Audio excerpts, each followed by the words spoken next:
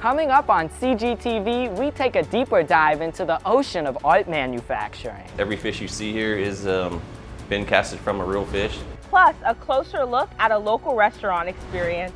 And with the baseball season underway, we put the team to a different type of challenge. All of this and more is ahead on CGTV.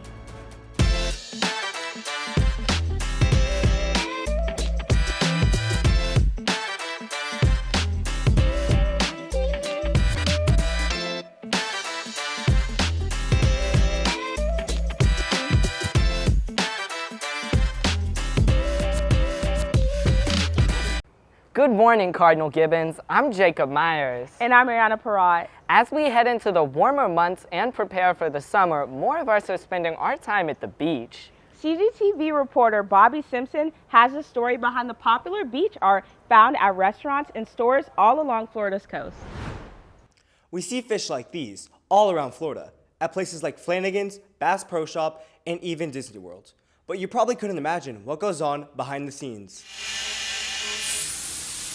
Every fish you see here is been casted from a real fish. At King's Sailfish Mounts in Fort Lauderdale, bringing these fish to life isn't easy.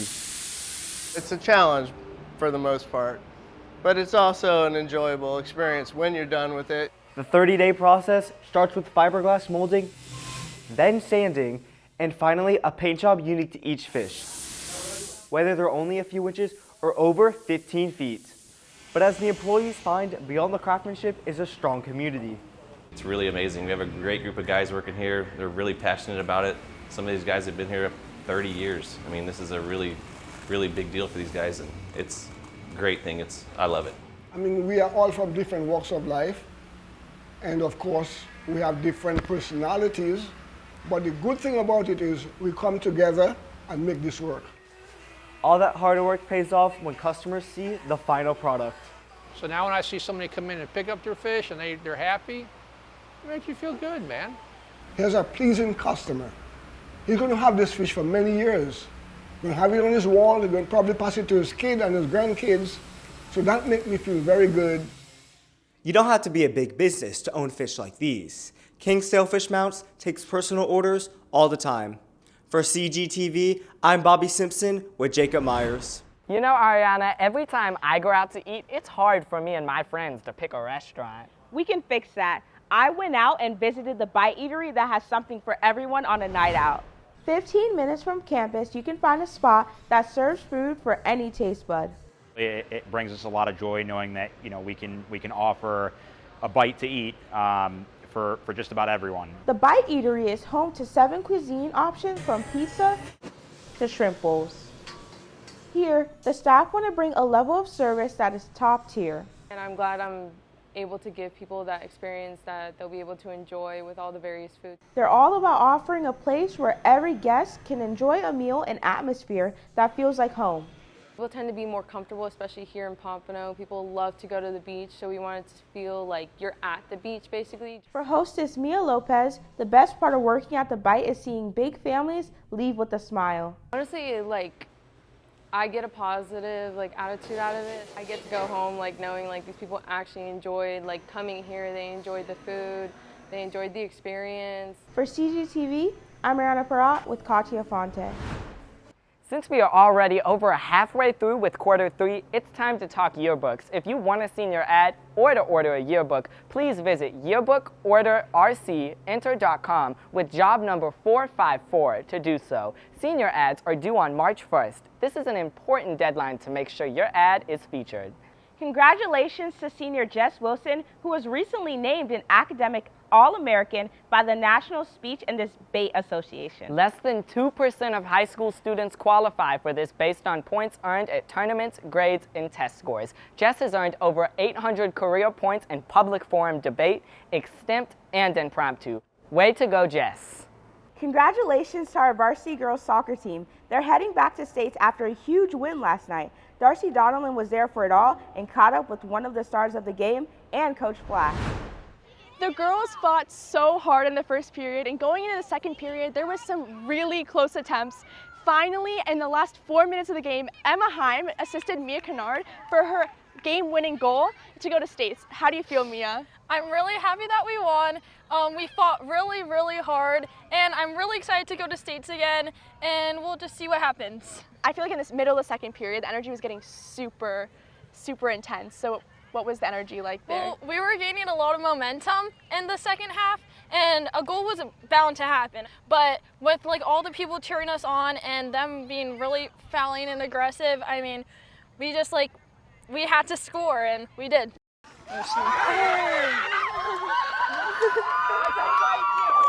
What was the feeling when Mia scored that goal and finally the energy all came together and the work all paid off? I think we played a really good second half, and I think to just see them finally get the goal in, I think it was just so exciting to watch it all come together. It was getting a little tense.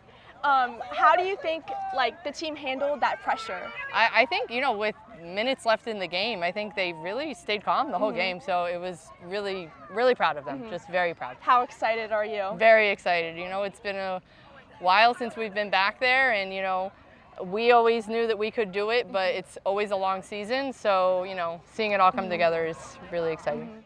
The girls will head to DeLand on Tuesday for the state semifinals. For CGTV, I'm Darcy Donnellan. Last week, we put our girls' soccer team to the test. This week, we are putting our baseball team to a new challenge. CGTV reporter John Vabra met with some of our baseball players to see how they would do. Today we're here with some of the baseball players to see how well they can guess these drinks. We got Coke, Pepsi, soy sauce, pickle juice, and coconut water. Let's see how they did. First drink.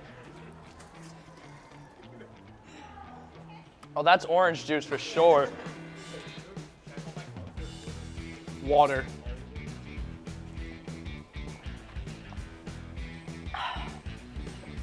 Coconut water. Coconut water. Salt water. Oh, dude, you didn't tell me you were bringing pink lemonade. That is good. It's pickle juice. Ugh, pickle juice. Oh, Sprite.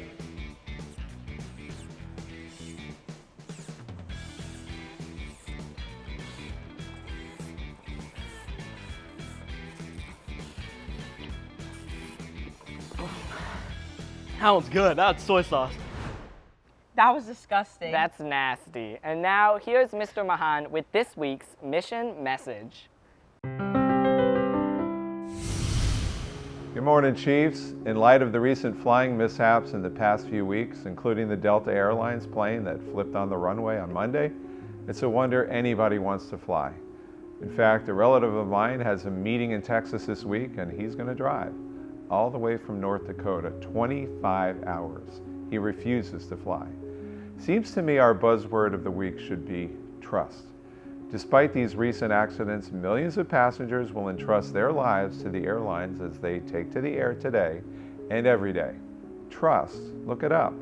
The word means to believe that someone or something is honest, good, or reliable. To have confidence in something or someone, to have a confident expectation of hope. That describes each of us, doesn't it? We place our trust in our parents, friends, teachers, school, restaurants with our food that we eat, traffic lights, other drivers, church, and ultimately God. Only one of these will never fail to answer our call, and I think you know which one that is. But in the meantime, when it comes to everything else in life, let's make good decisions, ask God for help, and trust that things will turn out for the best. And keep in mind how many people put their trust in us. Are we trustworthy? In other words, are we honest, good, and reliable? Trust. It cuts both ways. We expect it, so let's deliver it as well. See you next time, Chiefs. Thank you, Mr. Mahan. We hope you all have a great rest of your week. Go Chiefs!